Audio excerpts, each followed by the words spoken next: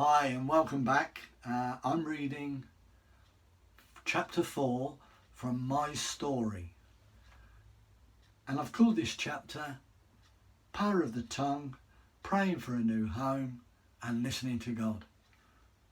I can remember hearing on an Alpha course, if you don't know what an Alpha course is, many churches put on Alpha courses, and anybody, whether they're Christians or not, can go along and ask questions about Jesus, about Christianity, and that's a safe place that people can do that. Anyway, I was on one of these Alpha courses and I heard the story from a guy who had had cancer. His father had prayed for him and said to God, "Give me the cancer and heal my son." And the son was healed of cancer. But the father died of cancer. Now, I don't believe that God would give anyone cancer. He's not capable of doing that. He's our Father, and no father would do that to any child. I do believe he heals all sicknesses and diseases. And I also believe that we need to be very careful about what we talk into our lives, because the devil will enter our lives at the slightest chance. In Proverbs 18 verse 10, it tells us that death and life are in the power of the tongue, and those that love it will eat its fruit. Sometimes we really hinder God in what he wants to do for us, especially when we pray to him. Why do we bargain with him when it is his will to heal us or meet our needs? So why put any conditions on our requests to God? So we should also be sure of exactly what we ask for in our prayers.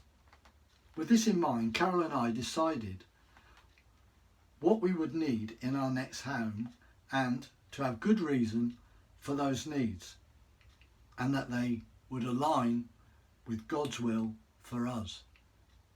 We made lists of why we wanted to move, what we wanted in the next home, and why. And our list ended up as a bungalow, because as we get older, life without stairs would be easier. 2 bedrooms, so that we could convert one of the bedrooms into a study, so that we could have a place to study his word.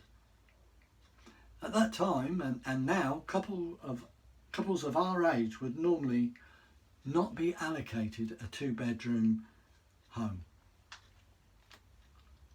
We wanted a double door leading into a private rear garden, as our present home had only a front door leading onto the garden, so we had no privacy. We said we needed a rotary wash line in the back garden, and this might seem a bit bizarre or flippant, but it was important to us because previously we had both had problems with either access or having to share a dryer with other people. And we also wanted a secure place to store our bikes. So we prayed this list to God and told him we were placing it in his hands. Shortly afterwards, we met with the council, who were aware of all the violence and drug problems where we lived, and they promised to help us.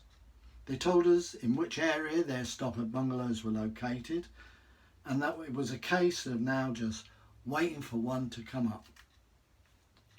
Being impatient to move, we drove straight to the area that they had mentioned. But to be honest, the area wasn't good, and we were getting quite despondent. It was at this point that God spoke to me, and I clearly heard, "What are you doing? You put it in my hands. Now, stop looking." I told Carol, and we stopped immediately. We turned the car around and we went home. Now, my advice would be, if God tells you to do something or to stop doing something, just do exactly what he says.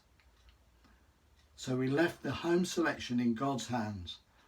After all, we'd asked him to deal with it. The whole issue of being in a terribly stressful situation and wanting to move was about to overlap with a life-changing event. Thank you for listening to Chapter 4. I hope to see you soon for Chapter 5.